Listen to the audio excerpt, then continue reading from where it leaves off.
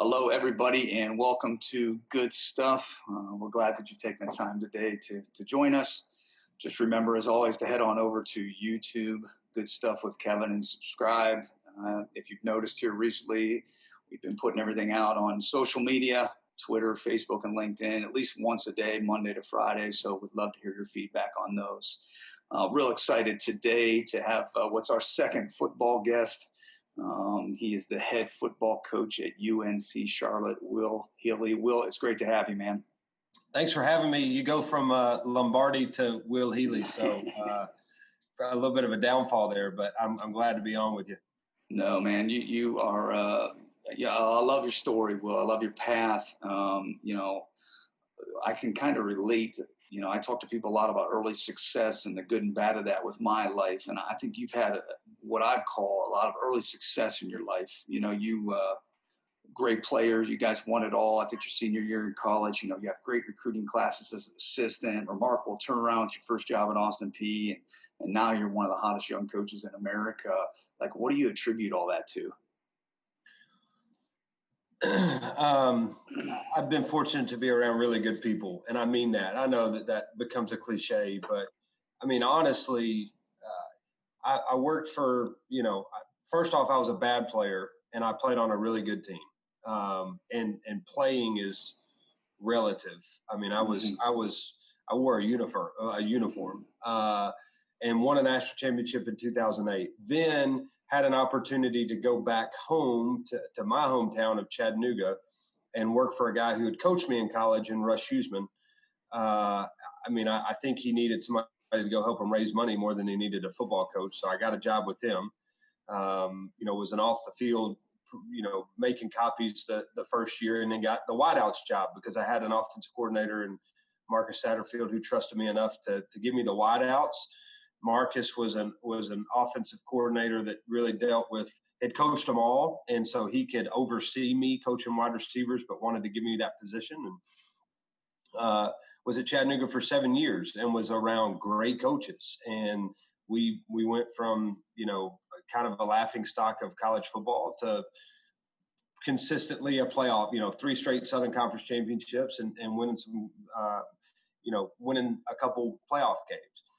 So the 256 ranked job out of 256 Division I jobs come open, and I am 30 years old, and like, why haven't they won there? I mean, it's in a good city. It's in a recruiting area that I know really well.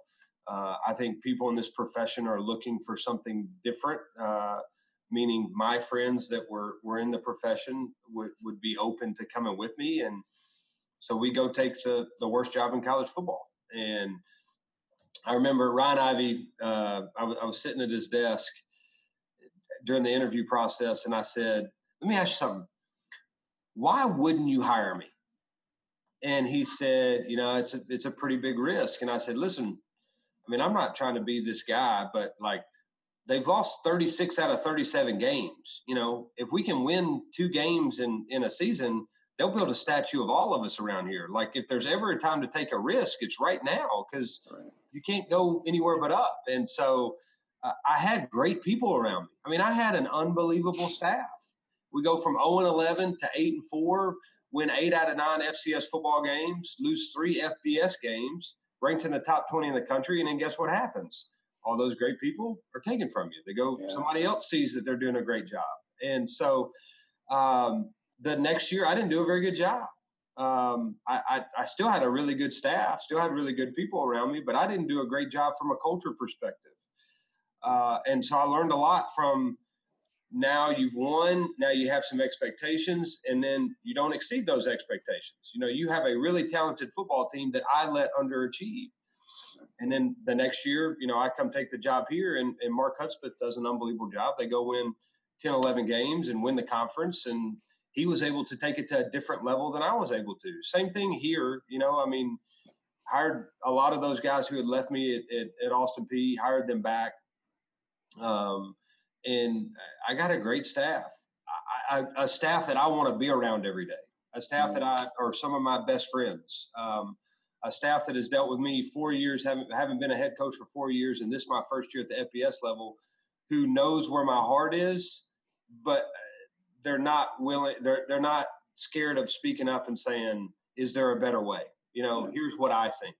I value their opinion, but when I make a decision, they go into the rooms and they sell like it's the greatest decision on the face of the earth, and that's when it's powerful. When you have a staff that's really tight, I think you'll have a team that's really tight. And so I've always said I want the staff picture where everybody circles it. It's like, where are they now?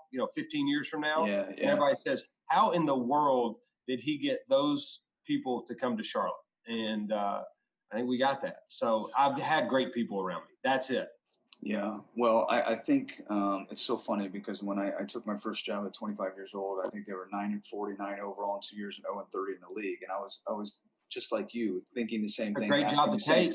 A great job. And then when we won the first game, I told my wife in hindsight, we won the first league game. I said we should have retired right then. They would have built that statue. But I guess there are, failure is such a big thing to me. And I think we, I feel every day as a husband, as a parent, as whether it's a coach, all these things, so, you go 0-11 that first year. And I know you've had a lot of failure, as a person too. I know that probably resonates with you, but talk about that a little bit. How do you deal with that? How do you approach that, especially in your position? And for people that are listening, whether they're the head of a company, whether they're a coach, whether they're somewhere else on the totem pole, how do they deal with that? What are some best practices? I went 0 for my first 13 as a head coach. I remember, and I tell this story a bunch. I remember going to play Troy. My first game as a head coach. I'm 30 years old, and I feel like I'm pretty hot stuff. It's like you got this thing figured out. I remember telling our AD my first year, Ryan Ivey. I told him when I was at Austin Peay, we were at a radio show getting ready for the season, and I was like, Ryan, we'll win 3 or 4 games this year just based on some energy. Like we'll win. Like these, we'll be fine, and we're not gonna be world beaters, but we'll win a couple games. We go to the first game, we play Troy, and they score on their first offensive play. I mean, they run inside zone. This thing split 60 yards for a touchdown. I'm condensing the story because my wife says I ramble a little bit too much, but we get up on Neil Brown and Troy. My first game at Troy, we've lost 37 out of the last 38, and we're up 14-13 on the road at Troy. 30 years old, I remember walking up and down that sideline saying, this ain't that hard. Probably be here for a year. I don't know, maybe Packers, Ravens, Alabama. I don't know who will come calling, but it won't be long. And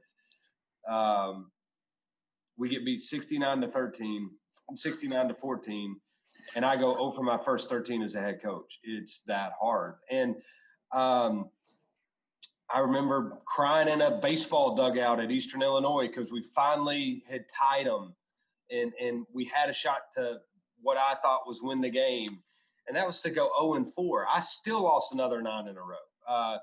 We're playing Tennessee State at home, and we score with 1:13 to break a 27-game losing streak, and 42 out of the last 43. We score with 1:10 to go, and they score a touchdown with 3 seconds on the clock to tie it. We block the extra point. It skips off the back of the upright, and they beat us 41-40.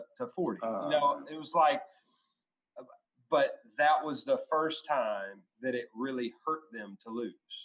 And that loss changed our program forever. And so I think finding the small victories is really important. I mean, like you, Austin Peay was a great job for me to take and be able to learn. It wasn't a stepping stone job. I could have just as easily fizzled out and lost for 3 years in a row and never had another chance. But I thought you could exceed expectations there. And I think that's important in a job. It'd be really hard to go take the Clemson job after Dabo right now. What do? I give Kirby Smart a lot of credit. He took the job after Mark Richt, who'd won 10, 11 games in a row. He's done a great job, But what's the expectation and how do I have success there? Austin Peay was a great job. This was a really good job. Brad Lambert did a tremendous job creating a foundation, having really good people in this building. So the expectation was, can we make our first bowl game? Well, we can exceed expectations there. now you're trying to move the expectations to winning conference championships and bowl games, but we got a long way to go. I think celebrating the success on a day-to-day basis. I messed up and learned so much this year. We're 2-5, and everything for me was about just surviving with what we had. We'll really instill and install the culture a year from now. And it was like, gee, we're 2-5. We're not winning games, and I'm not getting the culture to where I want it to go. So we're going to go back and worry about what's happening in-house. I think if you don't mess some of those things up, you never really get a chance to learn from them. It's kind of trial and error, just like it is being a dad. Right. But I think am I making the right decision now that I ultimately in my heart of hearts believe is the best decision for our football team, our program, and the individual? If the answer is yes, and I'm making that decision right now, then I'm okay with learning from the mistake. If the answer is I'm taking a shortcut and I'm just going to try to do what I think is best now, but not necessarily best for the future of the individual or the program, then those are where I have regret moving forward. Now, I know you're not going to maybe self-promote and be humble with this, but what do you think separates you as a coach? There's obviously key components that you display as a leader, and you would think maybe these are important for any leader listening. Like, I can tell you're humble. I can tell you love to learn. You're taking accountability as a leader. I can tell that already in 5 to 10 minutes, Will. Are there any other things, though, that you feel, I know some people don't like to talk about strengths, but I think it's important to relay some of these to people who might be struggling in this area of their life. What are some things that stick out to you that separate? Best advice I got in coaching, Mike London I played for Mike London for a year at Richmond. And he was in the process of getting fired as a head coach at the University of Virginia. And I was in a hotel bed in Atlanta about to go to the Georgia State Championship games. And I called him and I said, hey, I'm interviewing for this job at Austin Peay. Any advice you got for me? And he said, hire people who won't let you fail. Hire the guy who it hurts them more. It hurts their heart when you don't succeed. And regardless of what kind of coach they are, you'll get the most out of your program. And, I had a lot of people tell me, don't hire your friends. You know what? I've had a couple really, really difficult conversations with some friends. And ultimately those conversations were based on what I thought was best for the program at the time. I have difficult conversations on a day-to-day basis with the friends I still have in the building. Our staff meetings are not flowers. I mean, we argue, we look like brothers in there. But I think that having people around you who have your back and who will be honest with you and keep you in line is extremely important. If I can give myself credit for one thing, I have hired right. I have done a really good job of not trying to go hire the splash hire so that our fans fall in love with who it is. And I've gone with who I know is going to have my back and believes in the same type of things I do. And I think the other thing I'll give myself credit for is I didn't change what I believed in and who I wanted to be at 0-13. That's great. I haven't lived a life of trying to be somebody other than myself. And if you like it, great. If you don't, then it's not a great fit for you. But I am not willing to sacrifice some of the things, my family and the relationship I have with assistant coaches and the atmosphere we have here, just to try to win games. Yeah, it's great. I love it. Can you talk about things that maybe you would have done differently? You talk about, or do you allow yourself to go there, or are you more of like, hey, it's just a matter of growing and learning, et cetera, for the next time? Well, how are you wired? I mean, I think about something I messed up on every single day. Yeah. I mean, I'm serious. Like this last season, unbelievable. We win 7 games, 7-5. I think about the fact that I let a culture get away from me. and I was a fraud as a head coach, because what I was telling recruits, parents, and what I was telling our fans that our culture looked like really wasn't that way. We were just kind of trying to win a couple games and see if we got lucky. And I learned a lot. I learned a lot about the terms culture and process. I used to think coaches just said process because it sounded cool and it made you feel like you could be a head coach. For sure. I mean, really looking and saying, let's just worry about us. What have we done this week to prepare during the 5-day process of Monday through Friday? How have we prepared this week? Have we won the week? And then a new process starts when the clock starts on Saturday, and really getting back in. I don't care. I heard a great quote the other day. Some people come to beat us. We come to be us, and that's it. It's like, what did we win the week internally?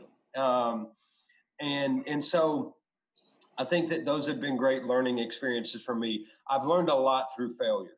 I could write a book in year one and talk about, I went 0-11 as a head coach and probably was more like an 0-50 head coach than I was an 0-11 head coach. I mean, I did some dumb stuff, idiotic stuff. And just like, hey, let's, I'll give you a great one. Well, our fall break, okay? We practiced, we did the Chip Kelly method. So practice Tuesday, Wednesday, no sweat Thursday, ramp up Friday, fast Friday, play the game on Saturday. But what I did was we practiced in the afternoon on Tuesday, Wednesday. We had an afternoon walkthrough on Thursday, and then we practiced at like 6 a.m. in the morning on Friday. And so the rest and the body and all that wasn't really doing what we wanted to do, but we were getting them up early. And so it was fall break. We didn't have school that Friday. And I told the guys, we're 0-5, 0-6. We're going to play University of Tennessee at Martin. And I tell the guys, all right, we're going to practice at 10 Friday morning. I'm going to let you sleep in. You get 4 extra hours. We'll leave right after that. We'll head to Martin because they didn't have class that day. And so everybody's like, yeah. And I'm like, I got this. These guys love me. This is awesome. So I pull into the office, 9 o'clock on Friday morning, practice at 10. We've got everything scripted. We're ready to roll it. And I hear the band playing in the background on our game field. We only have one practice field, and it's our game field. And I hear the band playing, and I'm like, man, thank goodness I got a relationship with John, our head of the band and our band director. And, I'm going to be able to go tell him, hey, I messed up. I'm sorry, but we got to practice before we go. Right. So I walk out onto the field, and there's like the stadium's packed with a bunch of bands from everywhere.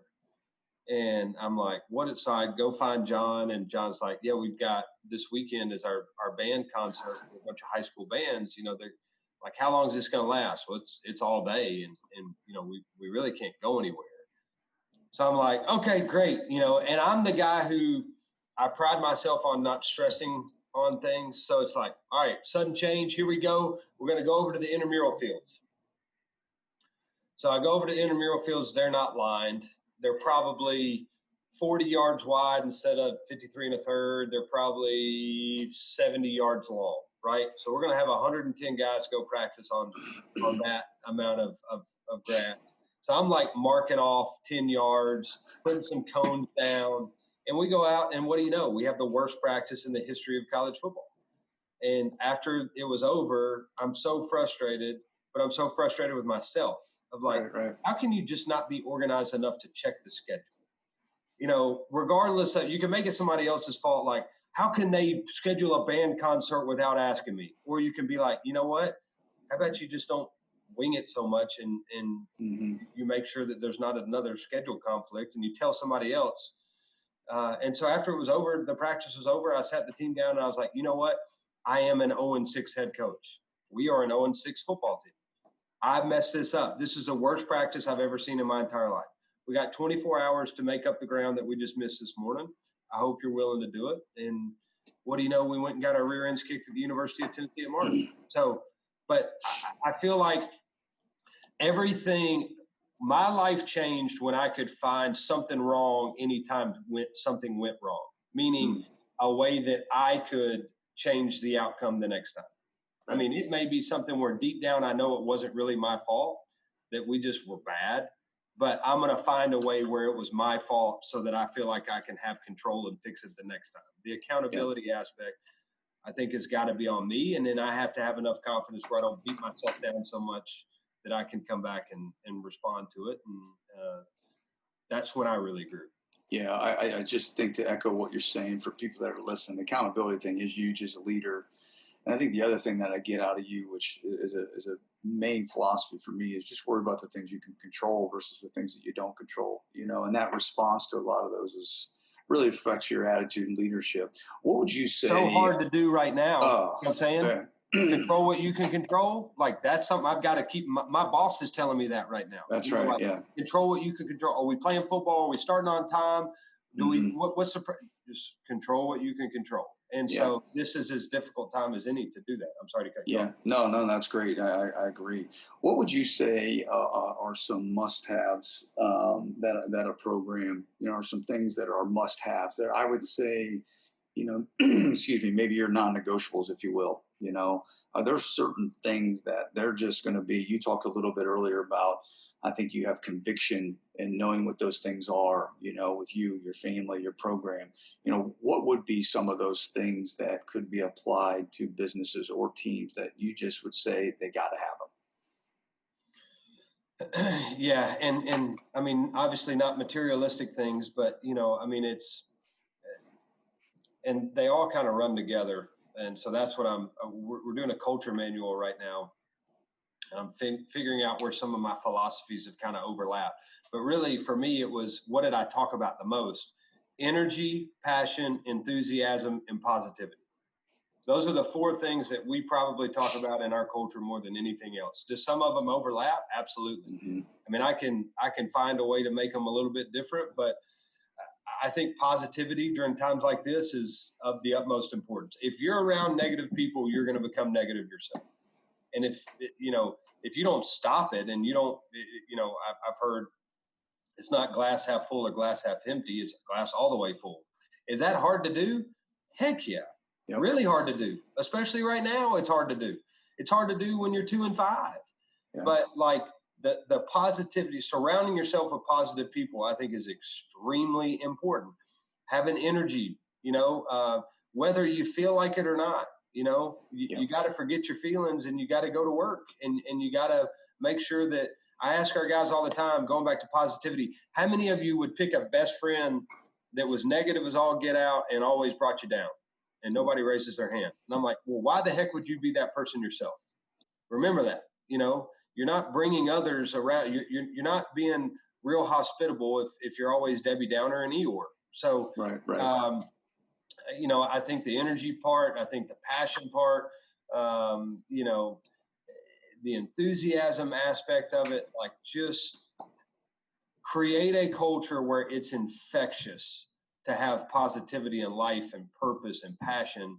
And if you're not being that then yourself, then don't expect it to happen. They're all controllables, in my opinion. Yeah, exactly. That's what I was just going to say.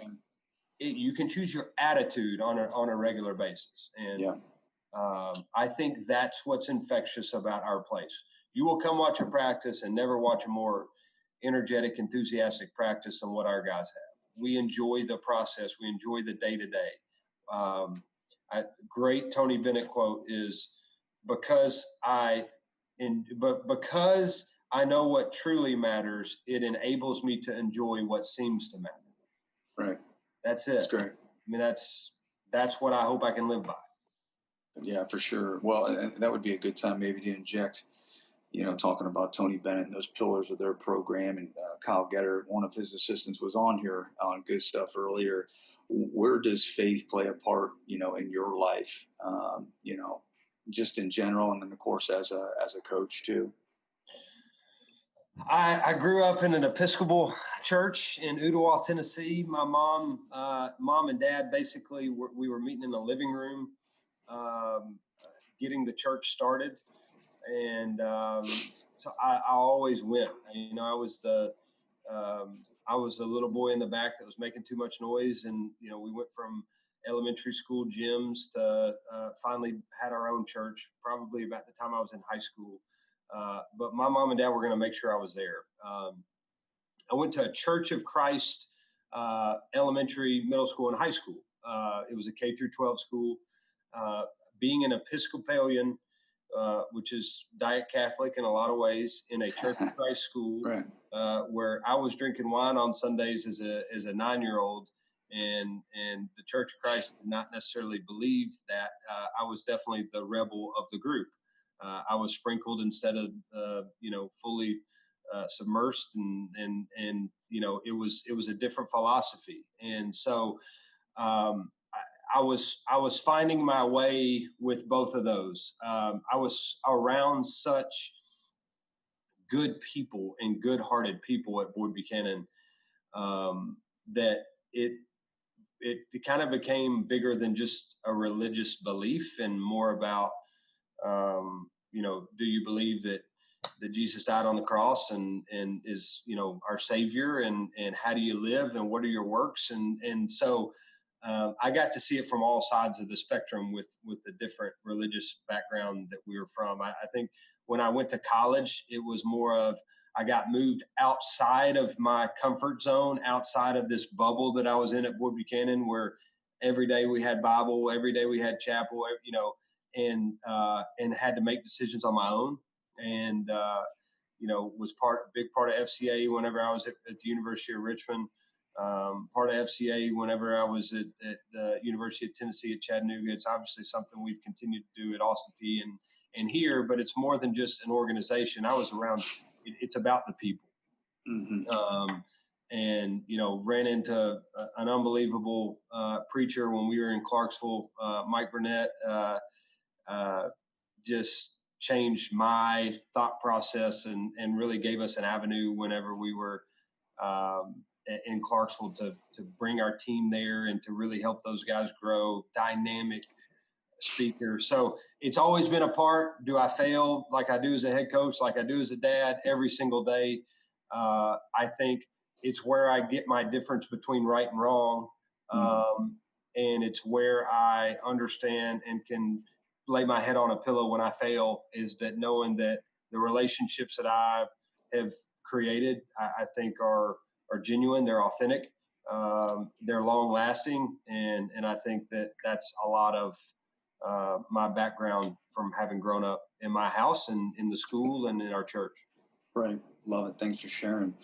What leaders and coaches do you study? Do you have anyone that you particularly gravitate to from a leadership standpoint? I'd just be interested to know. Yeah, it's funny because our head basketball coach here is Ron Sanchez. Ron Sanchez was an assistant for Tony Bennett. And so those two I study a lot. I mean, Ron and Tony Bennett, I think, have a lot of, they were together for so long. They're similar in some ways. But we have Ron Sanchez who come speak to our team and have learned so much from him. Obviously, Tony Bennett is a guy that I look at from outside the football world. I've had some great mentors that have, some great coaches that coach me, Dave Clausen, Mike London, Russ Huseman. Two of my college coaches are actually on staff with us here, which is really cool. Yeah, that's cool. Guys why I got into the profession are now coaching with us. I'm a huge Dabo fan. I love the way he's changed this profession. I've got some mentors that are in our conference, Skip Holt, Seth Luttrell, Mike Bloomgren, some of those guys I think have become really close. But Scott Frost is another one. Mac Brown has been a guy for me. So a lot that I look at and say, hey, how are you handling this? How are you handling this season? How are you handling this off season? What's your message to the team? I call a lot of different people and then try to come back and say, how does this fit us? How does this fit our culture? Instead of me just trying to be Dabo every day, I get up there and read something that he said and then implement it. I've failed at that, right? I've tried to be that guy, and it's not me. And so your own spin on some great ideas, I think, is what fits your culture. And then what about you, like personally? I just love hearing about maybe habits, daily disciplines, or just ways that you're growing, whether you're a reader, podcast guy. What are some different ways that you flourish in these areas?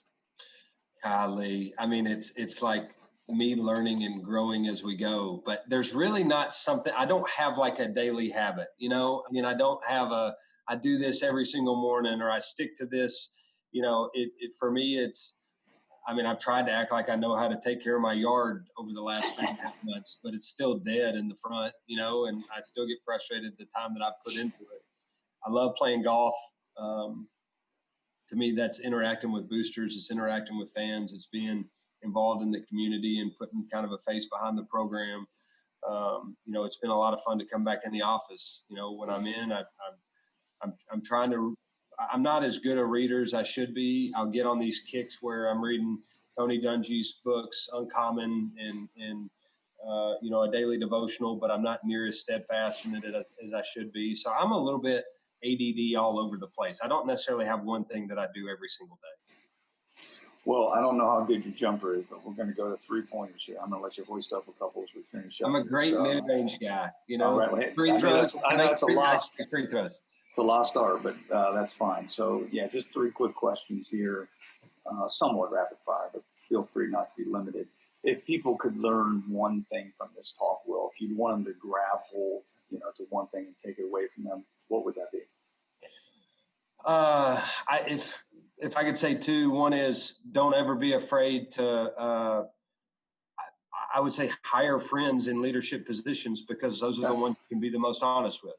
And I think the other thing is, regardless of the result, be willing to go down with what you believe in and who you are, and don't feel like that has to change. As long as you're willing to grow, I'm not saying be arrogant and be like, I don't need to change or I need to grow. Be willing to grow, but your ideals, your philosophy can't change just to get a result. Yeah. Second one, hold me accountable here a little bit. If you could have stepped in my shoes today and asked, Will a question, what question would have you asked that I did not ask? It's a great question. I think that it's your podcast. It's your, what do you want to know? And right. So I don't think there's a right or a wrong question.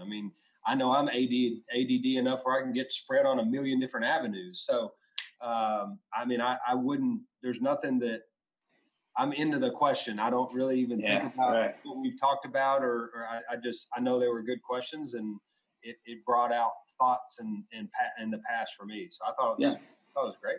Good. Fair enough. Well, hey, last thing is I say good stuff all the time. That's kind of been the name of this. Okay, ADD. Maybe what do you look for when you hire somebody, or what do you look for in a recruit? Because well, you know what? I didn't get to. I wanted to ask you specifically about recruiting, so let's go there real quick. I love that. Thank you for reminding me, because you got a great track record here. It's on my list. What do you look for specifically in recruits? Let's focus there, because I think you've got coaches here once again, and you've got business people that I think if they took a lot of the traits of what coaches would do, would have a lot of success in hiring. So could you give a nugget or two there? Yeah, this is probably a little too simple. I think it goes beyond this, but I hire and I recruit people I like, that I want to spend time around. That's good, though. Like if I get a player on campus and I know how good his film is, and I've learned this the hard way. I know how good his film is. I know what type of game changer he may be, but I just don't see myself enjoying wanting to be around him, like being fired up to go to work every day. I'm not going to recruit. I'm done with them. I don't want them. And they may go some other school and play us and set records, but I want to recruit people, and I want to have coaches around me that I enjoy being around, that I have that I'm fulfilled when I go to work and am around those guys, because you spend so much time around each other. If you don't enjoy it and you're not passionate about it and you don't want to get up and help somebody, then it's a long day and it's a bad profession. So that's That's simple but profound. That's really good. Last thing, though, is just good stuff being the name of this, something I say all the time. A lot of things going on in general. What's some good stuff you can give us in closing? Anything that you would feel is appropriate right now? Yeah, I think that just from an overall philosophy, incorporating family into what we're doing right now is extremely important. I've just been finding positivity for all the crazy stuff that's just happened in the last 3 months. I've gotten a lot of time to spend with my family. I got a 5-year-old, a 1-year-old, and a wife where we just celebrated our 8-year anniversary yesterday, and she's unbelievable. I locked her down in 7th grade. If I didn't, I'd have no shot. And so, congrats. The positivity side of what good can you find out of this crisis that we're just going through, but also never feeling like you have to sacrifice one to be good at the other. Meaning, I've had so many coaches in this profession tell me, you either got to be a good coach or a good father. It's bullcrap. You don't have to choose. You can incorporate both, and you can make both of them priorities. You don't have to be not good at one and be great at the other. But it's priorities. It's what is, I think quality of life for assistant coaches and for players. I'm going to make sure, regardless if we have the resources, that nobody in the country gives coaches or players a better experience than we do. And we may have to, find the local food bank to get some food instead of, taking them to Roost Chris, but we're going to find a way to make sure nobody takes care of you better than we do. And so, fighting for what you believe in, surrounding yourself with people who believe in the same type of things, and don't get tired of fighting is probably the best thing. That as you're building, you're going to have some tough conversations, but don't get tired of fighting for what you think's right. Right, that's great. Yeah, just relentless perseverance. Love it. Hey, just tell our listeners here where they can connect with you and the program. Got the new logo represented here today, all that. Where can they find you guys on social media? Yeah, I'm on Twitter and all that type of stuff. You can follow Charlotte Football on Twitter. We got an Instagram page as well.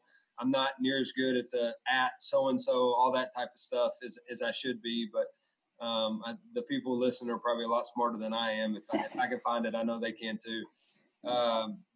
We have changed our brand. We've changed our identity really here and created some really good excitement and momentum for our program and our university. So, I'd encourage you. I know it's going to be a little crazy with the coronavirus, but if you're ever around, come out and check out a practice, meet our players. I talk a lot about we have the most successful football program in the country, and we're building a fan base. We're relating ourselves to this community, and I think being able to develop relationships like no other program in the country is extremely important for me. So come meet us. You can walk into my office right now. That's awesome. So that would be the best way to connect with any of us. Well, we were, my family and I were literally on our way to Virginia, and we have 3 boys, 13, 11, and 4. And part of that trip was going to be stopping over to Virginia basketball one day. So maybe next time I get them that way, we're going to stop to Charlotte. I'm going to hold you to that. And you got to come see Ron Sanchez too. There you go. There you go. Yeah, I would love for you to do that. We'd love to. Yeah, that's great.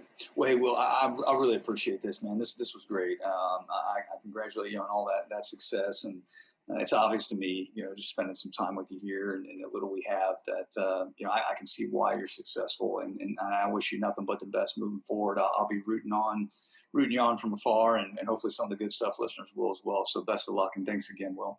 Thanks for having me. Enjoyed it. Yeah, it's great. Well, hey, everybody, thanks again, and please take some time to think through the things that Will's saying here today and find out how you can apply them in your life. And until next time, good stuff.